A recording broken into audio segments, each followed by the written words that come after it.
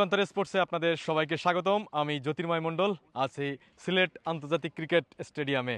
বাংলাদেশের যে উচ্ছ্বাস, বাংলাদেশের যে জয়ের আনন্দ, বাংলাদেশের যে প্রাপ্তির যে খাতা ভারী হওয়া, সব মিলে একটা খুব উৎসাহ মুখর পরিবেশ তৈরি হয়েছিল। এবং সেই উৎসব মুখর পরিবেশে সবাই সামিল হয়েছিলেন বাংলাদেশের যারা আছেন, বাংলাদেশের ক্রিকেট প্রেমীরা, ক্রিকেটাররা, টিম ম্যানেজমেন্ট, দর্শক, সাংবাদিক থেকে শুরু করে সবাই এই আনন্দের সামিল হয়েছিলেন। একটা অনন্য বিজয়, পাকিস্তানকে টানা 4টি ম্যাচে হারানো, 2টা সিরিজ জয়।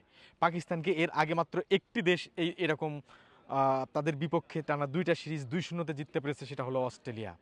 তো তেমন একটি অসম্ভব কাজকে বাংলাদেশ সম্ভব করে দিয়ে নিজেদের এমন একটা অবস্থানে নিয়ে যাচ্ছে যে না, বাংলাদেশ পারে, বাংলাদেশ পারবে এবং বাংলাদেশ এখন একটা শক্তিশালী দল। গতকাল যখন ম্যাচ চতুর্থ দিনের খেলা শেষ হয়েছে, বাংলাদেশ নিশ্চিত জয় জেনেই হয়তো মাঠ ছেড়েছিলেন। এবং আমার শুধু ক্রিকেটাররা নন, সাংবাদিক থেকে শুরু করে অন্য যারা এই ম্যাচের সাথে সংশ্লিষ্ট আছে, সমর্থক, দর্শক, সারা বাংলাদেশের সবাই চিন্তায় ছিল এটা সহজে সকালবেলায় বল শুরু করার সাথেই হয়তো ম্যাচটা জিতে যাবে বাংলাদেশ। কিন্তু এটা তো ক্রিকেট, এইখানে আপনি আগে থেকে যদি কিন্তুর হিসাব বাদ দিয়ে কখনো একটা না একটা সিদ্ধান্ত দিতে পারবেন না, এই দল জিতেছে ওই দল হারবে, এটা আপনার সম্ভব না শেষ বল না হওয়া পর্যন্ত। এখানেও ঠিক আজ সকালে এমনই একটি আবহ তৈরি হয়েছিল। শান্ত জানতেন যে সাজিদ প্রথম ইনিংসে দারুণ ব্যাটিং করেছে, তিনি এসে একটু হিট করার চেষ্টা করবেন। উইকেটে থাকা, 76 রানে থাকা মোহাম্মদ রিজন ম্যাচটাকে ধরে নেওয়ার চেষ্টা করবেন। ঠিক একই রকম পলিসিতে তারা এগিয়েছে এবং সফল হয়েছিল। প্রায় একটা বড় জুটি হয়েছে এবং সেই জুটির সময় বাংলাদেশের মাঠের যে শারীরিক পরিস্থিতি, সেটা দেখলে বোঝা যাচ্ছিল যে কিছুটা দুর্বল হয়ে গেছে।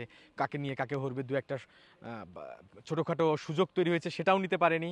তো মানসিকভাবে কিছুটা হলেও, কিছুটা না অনেকটা হয়েছে, যেটা কিনা ম্যাচ শেষে নাজমুল হোসেন শান্ত অধিনায়ক বলতে বলতে আসছিলেন যে যে অবস্থা হয়েছিল, যদিও এটা আলাদা করে বলা যে ম্যাচের ওই পরিস্থিতি কী হতে পারে, শুধু খেলোয়াড়রা না, মাঠের বাইরে যারা আছে তারাও ঠিক আমরা ড্রেসিং রুমে বা আমাদের প্রেস বক্সে যখন আমরা আসি, তখন আমাদের অবস্থা থেকে বুঝতেছিলাম যে ওই মুহূর্তে মাঠের কি অবস্থা হচ্ছে। সেখান থেকে সুন্দর কিছু ডিসিশন, অর্থাৎ নিজস্ব অধিনায়ক হিসেবে শুধু ডিসিশন নিতে গেলে কাকে বোলিংয়ে করবেন, ফিল্ড সেট আপটা কীভাবে করবেন, আক্রমণাত্মক যাবেন না ডিফেন্সে যাবেন, এগুলো অনেক কিছু মাথার পরে ব্যবহার করে। ঠিক বাংলাদেশে এই মুহূর্তে নাজমুল হোসেন শান্ত যেটা বললেন যে বেশ কয়েকজন প্লেয়ার আছে যারা তাকে দারুণ স্বস্তি দেয়। মুশফিকুর রহিম, মুমিনুল হক, লিটন দাস, তাইজুল ইসলাম, মেহেদী হাসান মিরাজ, এরকম যারা অভিজ্ঞ ক্রিকেটার, তারা যখন মাঠে থাকবে এবং ঠিক স্বতঃস্ফূর্তভাবে ম্যাচটা জিততে চাইবে এবং ম্যাচে অবদান রাখবে, তারা থাকলে অধিনায়কের জন্য এই সময় সিদ্ধান্ত নিতে সহজ হয়ে যায়। ঠিক আজও তেমনই সবার সঙ্গে আলোচনা করে সিদ্ধান্ত নেওয়ার চেষ্টা করেছেন। শরীফুল আসছেন, একটা ব্রেক থ্রু দিয়ে দিয়েছেন, এই তো হয়ে গেল তাইজুল শরীফুল। তাইজুলের কথা বলতে হয় অসম্ভব অসম্ভব।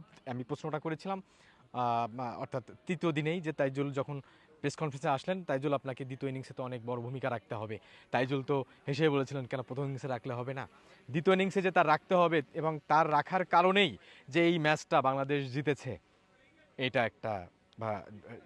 এটা যে কোনো ক্রিকেট প্রেমী এটা বুঝে ফেলবেন। আরেকটু বলতে হয় লিটন দাসের কথা। লিটন দাস প্রথম ইনিংসে যে সেঞ্চুরিটা করেছেন, যে দুর্দান্ত একটা ইনিংস খেলেছেন, সেটার জন্য তিনি ম্যান অফ দ্য ম্যাচ হয়েছেন। ম্যাচের যদি ইম্প্যাক্ট ধরেন, তার ওই সেঞ্চুরিটাই ম্যাচের সেট আপটা তৈরি করে দিয়েছে।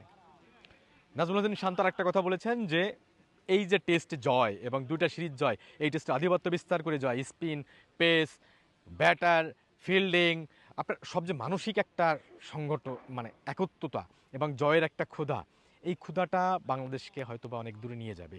এবং এখান থেকেই আরও বড় বড় জয়ের আশা। সামনে জিম্বাবুয়ে সিরিজ আছে, তারপর অস্ট্রেলিয়ার মতো সিরিজ আছে, দক্ষিণ আফ্রিকা সিরিজ আছে। এই সিরিজগুলোই সবথেকে বড় চ্যালেঞ্জ হবে বাংলাদেশের জন্য। দেশের মাটিতে কিংবা সাবকন্টিনেন্টালে বাংলাদেশ এখন একটা বড় অবস্থানে এবং নিজেদের শক্তিমত্তা নিয়ে খুব বেশি দ্বিধা নাই। এই প্রমাণটা যখন আরেকটু সামনে গিয়ে দিবে, তখন নিজেদের আরও একটা স্টেপ সামনে মনে হবে। নাজমুল হোসেন শান্ত, বাংলাদেশ ক্যাপ্টেন, এই মুহূর্তে যেটা জানালেন যে এই মুহূর্তে যে কোনো দলের থেকে বা যে কোনো অর্জনের থেকে বাংলাদেশ সর্বোচ্চ এবং সেরা জয় নিশ্চিত করেছেন বলতে হবে, এবং এটাই সেরা জয়। এই জয়টা আরও দুই কয়েক ধাপ যখন আরও সামনে যাবে, আরও টেস্ট খেলবে, তখন হয়তো আরও এটাকে ব্রেক করবে, আর একটু সামনে যাবে বাংলাদেশের। তখন ক্রিকেটটা ঠিক মাঝারি কিংবা মাঝারির থেকে নিচু দলের থেকে বাদ দিয়ে আরেক ধাপ উপরে গিয়ে উপরের সারির দল গুনতে বাধ্য হবে। তখন অস্ট্রেলিয়া আমাদের অবশ্যই আমন্ত্রণ জানাবে, ইংল্যান্ড অবশ্যই আমাদের আমন্ত্রণ জানাবে টেস্ট ক্রিকেটে।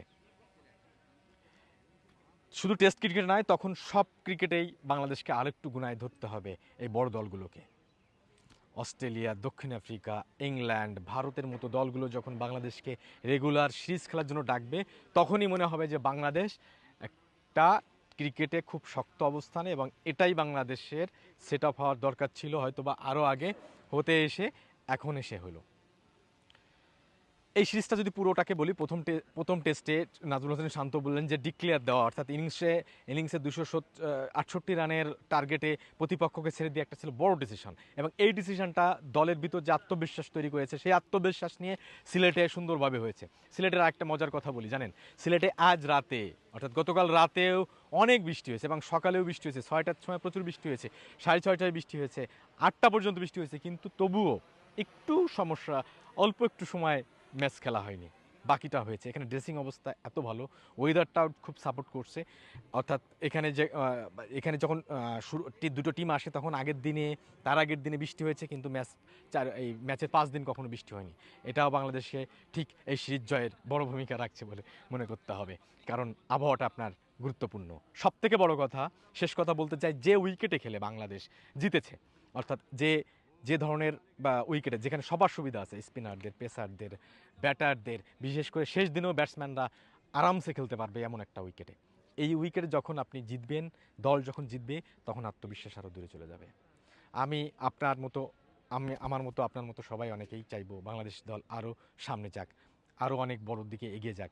সেজন্য দরকার এমন অভিজ্ঞ এবং তরুণ ক্রিকেটারদের সমন্বয়ে একটা সুন্দর দল, যে দলটা মানসিকভাবে সবসময় সেট আপ থাকবে, যে তারা জিততে চায়, জেতার ক্ষুধা থাকবে, তারা যে কোনো পরিস্থিতিতে লড়াই করার ক্ষুধা থাকবে। আপাতত আপনারা এই ঠিক পাকিস্তানের বিপক্ষে এই সিরিজ জয় উপভোগ করুন, আনন্দ করুন, সবসময় যুগান্তর স্পোর্টসের সঙ্গে থাকুন। ধন্যবাদ সবাইকে।